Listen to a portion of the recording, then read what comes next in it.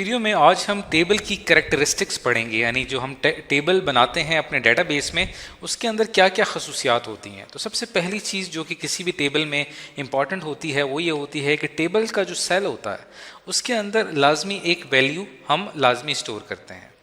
For example जैसे कि यहाँ पे हमने एक टेबल बनाया है एम्प्लॉयज़ का, इसके अंदर यहाँ पे कॉलम्स जो हैं वो दरअसल इसके एट्रीब्यूट्स हैं और रोज़ जो हैं वो दरअसल रिकॉर्ड को शो कर रहा है। अब कॉलम के अंदर स्पेसिफिक डाटा टाइप का पता चल रहा है कि एज जो है इसके अंदर एक ख़ास किस्म का डाटा एंटर किया गया है और रो से हमें एक ख़ास स्पेसिफिक एम्प्लॉय के बारे में मुकम्मल रिकॉर्ड हासिल हो रहा है। तो अगर आप देखिए कि हर सेल के अंदर हम एक स्पेसिफिक किसी भी सेल की बात करें तो ये दरअसल यहाँ पे हमारा फॉर एग्जांपल जहाँ पे मैं इसको हाईलाइट कर रहा हूँ ये क्या है, ये एक सिंगल सेल है। इस सेल के अंदर एक वैल्यू जो है वो लाजमी स्टोर होगी, इससे ये होगा कि पूरा रिकॉर्ड जो होगा वो आइडेंटिफाई हो जाएगा। और एक बात यहाँ पे बताता चलूँ कि जो हमारा टेबल होता है उसके अंदर एक होती है प्राइमरी की, जिसके ज़रिए इसको हम p.k से शो करते हैं, जिसके ज़रिए हम मुकम्मल रिकॉर्ड्स को आइडेंटिफाई कर सकते हैं। जैसे कि यहाँ पे एम्प्लॉय नंबर एक प्राइमरी की है, तो प्राइमरी की जो है इसे हमें लाजमी कोई ना कोई वैल्यू देनी पड़ेगी। और जहाँ पे आप अगर प्राइमरी की एंटर नहीं करेंगे या प्राइमरी की नहीं देंगे तो वो रिकॉर्ड आइडेंटिफाई नहीं होगा और इसकी वजह से उस टेबल की इंटीग्रिटी ख़राब हो जाएगी। तो हम जो भी टेबल बनाते हैं मेक श्योर करते हैं कि उसके अंदर हम लाजमी कोई ना कोई वैल्यू स्टोर करें।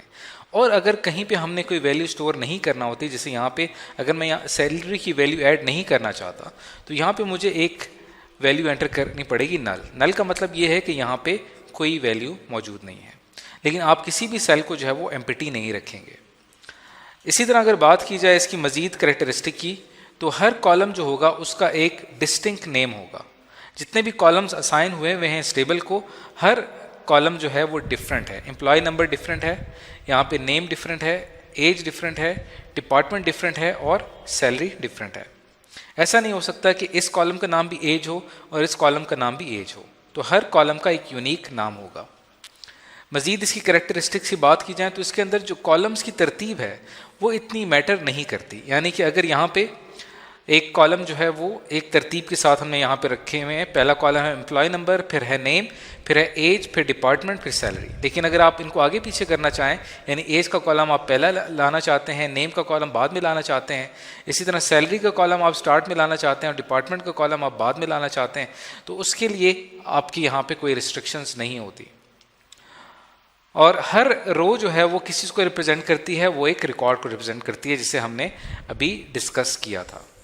और हर रो जो होती है वो डिस्टिंक्ट होती है, हर रो जो होती है वो एक दूसरे से डिफरेंट होती है। तो जो भी रो हम सेलेक्ट करते हैं अपने टेबल में के अंदर वो एक दूसरे से डिफरेंट होती है। जैसे कि आप देख सकते हैं यहाँ पे एक मुकम्मल रो है जिसको मैं यहाँ पे हाईलाइट कर रहा हूँ, ये दरअसल क्या है, ये एक मुकम्मल रो है।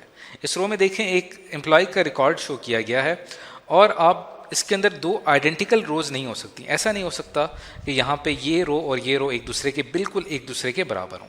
यहाँ पे लाजमी कोई एक वैल्यू होगी जो डिफरेंट होगी। हो सकता है कि नेम एक जैसे हो, एज एक जैसी हो, डिपार्टमेंट एक जैसा हो, सैलरी एक जैसी हो, लेकिन जो एम्प्लॉय नंबर होगा वो डिफरेंट होगा, जिससे वो एक मुकम्मल रो को यूनिकली आइडेंटिफाई करेगा। इसके साथ ही हम बात करेंगे किसी भी रिलेशन या किसी भी टेबल की कार्डिनैलिटी को, यानी कार्डिनैलिटी क्या होती है किसी भी रिलेशन की या किसी भी टेबल की। याद रहे टेबल को रिलेशन भी कहा जाता है। कार्डिनैलिटी कहते हैं कि हमारा जो टेबल है उसके अंदर टोटल नंबर ऑफ रिकॉर्ड्स कितने हैं वो दरअसल उसकी कार्डिनैलिटी को शो करता है। लेट्स सपोज अगर एक टेबल है जिसके अंदर सिंपल एक ही रिकॉर्ड है, उसकी कार्डिनैलिटी 1 होगी। और जैसे जैसे आप न्यू रिकॉर्ड ऐड करते हैं अपने टेबल के अंदर तो कार्डिनैलिटी जो है वो चेंज होती जाती है। अब फॉर एग्जांपल जैसे कि हमने यहाँ पे जिससे पहले एग्जांपल ली थी टेबल की, अगर हम इसकी कार्डिनैलिटी की बात करें तो यहाँ पे कार्डिनैलिटी इसके अंदर टोटल 4 रिकॉर्ड्स हैं तो उसकी कार्डिनैलिटी 4 होगी। लेकिन कार्डिनैलिटी का जो कॉन्सेप्ट है वो हम अलग से एक डिटेल्ड वीडियो में पढ़ चुके हैं। जब हम एक टेबल को दूसरे टेबल के साथ लिंक करते हैं तो वहाँ पे कार्डिनैलिटी का कॉन्सेप्ट डिफरेंट हो जाता है। उसके अंदर हम ये देखते हैं कि एक टेबल के रिकॉर्ड्स दूसरे टेबल के कितने रिकॉर्ड्स के साथ जो है वो आपस में रिलेशनशिप बना रहे हैं, उसे डिटेल में डिस्कस किया गया है कार्डिनैलिटी की वीडियो में।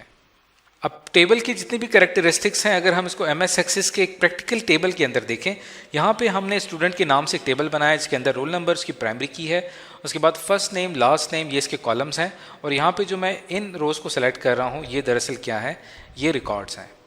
तो इसके अंदर वो तमाम प्रॉपर्टीज़ अप्लाई होती हैं जिसको अभी हमने थोड़ी देर पहले डिस्कस किया था। अब जैसा कि यहाँ पे अगर मैं किसी भी एक सेल के अंदर यहाँ पे हमने एक रोल नंबर दिया हुआ है स्टूडेंट को, अगर मैं इसका यहाँ से रोल नंबर रिमूव कर देता हूँ तो यहाँ पे हमारे पास फ़ौरन मैसेज आएगा कि आपने अपने स्टूडेंट रोल नंबर फील्ड जो है उसको आप एम्प्टी नहीं रख सकते, आपको लाजमी उसके अंदर कोई ना कोई वैल्यू एंटर करनी पड़ेगी। तो इसके अंदर हम लाजमी कोई ना कोई वैल्यू एंटर करेंगे।